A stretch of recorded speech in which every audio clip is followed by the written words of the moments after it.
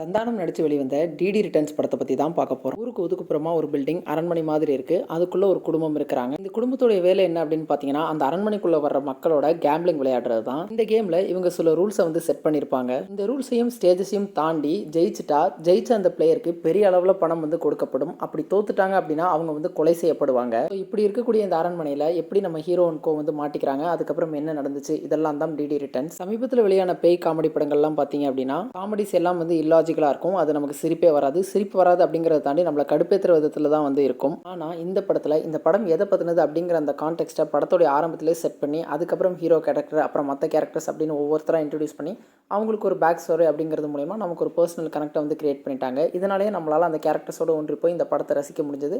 அதே மாதிரி அவங்க ஒர்க் அவுட் பண்ண காமெடிஸும் நம்மளால் ரசிக்க முடிஞ்சது. இந்த படம் தேட்டர் தான் ரிலீஸ் ஆயிருக்கு. நீங்கள் தேட்டரில் போய் பார்த்தீங்க அப்படின்னா ஒரு நல்ல ஒரு தேட்டரிக்கல் எக்ஸ்பீரியன்ஸாக இருக்கும். ஓடிடியில் வந்ததுக்கப்புறம் பார்த்தா கூட இந்த படம் உங்களை என்டர்டெயின் பண்ணும். ஸோ ட்ரை பண்ணி பாருங்கள்.